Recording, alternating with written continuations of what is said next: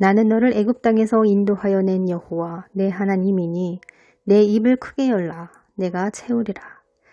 내 백성으로 구별하기 위해 나의 자녀로 삼기 위해 어린 양의 혼인잔치로 초대하기 위해 너를 세상에서 구별하여 낸 여호와 너의 하나님이다.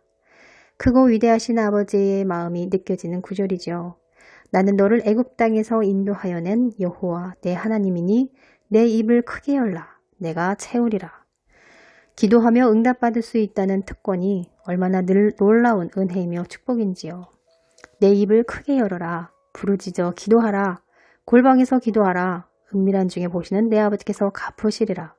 구하라 찾으라 두드리라. 기도하라 그리하면 내가 채우리라. 이렇게 말씀하고 계십니다. 날마다 채우시는 하나님을 경험하시길 축원합니다.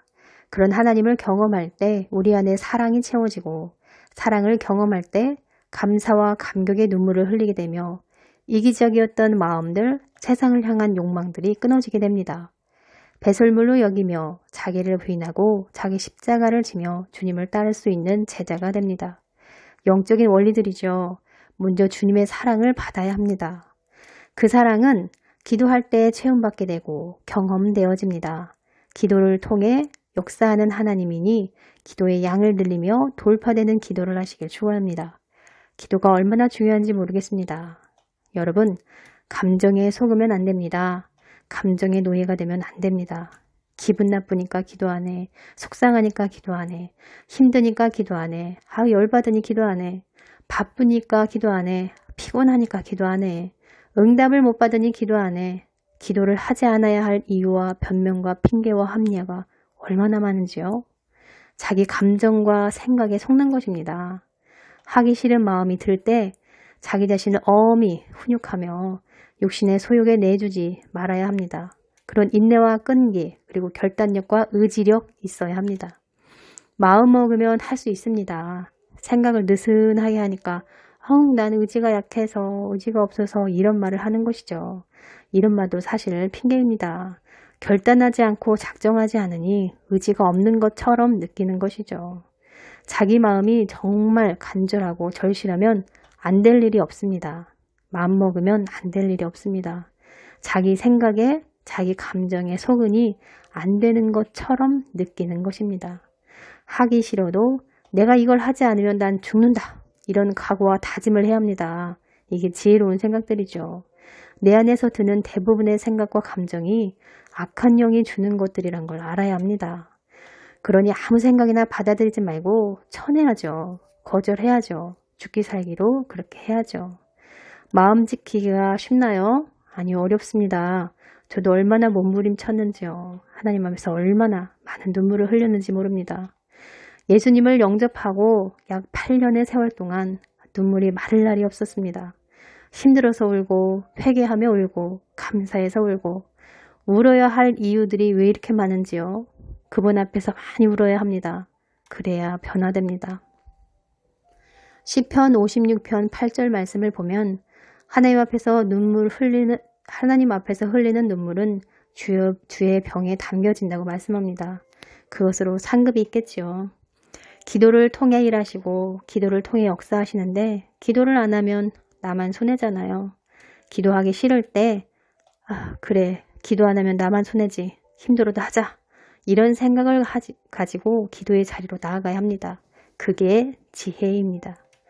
전심으로 하나님을 의지하지 않는 것도 죄입니다. 불신앙이에요. 믿지 않으니 의지하지 않는 거고 믿지 않으니 기도하지 않는 것입니다. 내가 정말 하나님을 믿어봐요. 기도를 통해 일하시는 하나님을 경험한 자가 기도를 안 할 수가 있을까요? 힘들수록 더 기도의 자리로 나아가죠. 믿는 자의 태도입니다. 이스라엘 백성들이 그랬다잖아요. 이적과 기사를 경험했어도 하나님을 믿지 아니하며 그 구원을 의지하지 아니었다고요. 그래서 그분의 진노가 임했습니다. 말씀을 읽는 것도 순종이요. 기도를 하는 것도 순종입니다. 순종하기 위한 준비 자세이며 자세를 낮추는 행위입니다. 자세를 낮추는 자들이 전심으로 기도하잖아요. 겸손한 자들이 기도하는 것입니다. 하나님 앞에 무언가를 구해야 하니 자기 자신을 낮추지 않으면 얻을 수가 없는 것이죠. 교만하니까 한두 번 기도해보고 안 되면 포기하고 왜 하나님은 내 기도를 안 들어주시냐 원망 불평합니다. 여러분 자세를 낮춰봐요. 간절해봐요. 원망과 불평이 어디 있습니까? 구하고 또 구하죠. 내 백성이 내 소리를 듣지 않으며 이스라엘이 나를 원치 않는도다. 그러므로 내가 그 마음에 강팍한 대로 내버려 두어 그 임의대로 행하게 하였도다. 내 백성이 나를 청중하며 이스라엘이 내 도 행하기를 원하노라. 우상 숭배하지 마라, 우상에게 절하지 마라 했는데 이스라엘 백성들은 말을 듣지 않았습니다. 그래서 그 마음에 강팍한 대로 내버려 두셨습니다. 교만을 다루시기 위해 내버려 두시는 것이죠. 하나님을 선택하지 않고 다른 신을 선택하여 살 때, 육신의 소욕을 따라 살 때 어떤 결과들이 있는지 스스로 깨닫고 뉘우치고 판단하며 결정하도록 내버려 두신 것입니다. 한두 번 말할 때 들으면 좋으련만 인간의 완악함과 완고함을 고칠 방법이 없으니 우상 숭배할 때마다 불순종할 때마다 다른 민족을 통해 징계하셨습니다. 전쟁, 기근, 전염병 등으로 인생 채찍으로 훈계하셨습니다.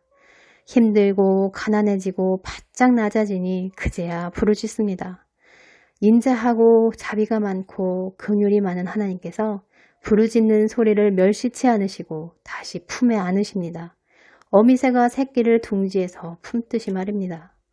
이렇게 고난을 당해봐야 정신을 차리니 마음에 강팍한 대로 내버려 두시기도 하는 것입니다. 광야라는 시간을 허락하시고 불시험을 통과케 하시며 인내하게 하시잖아요.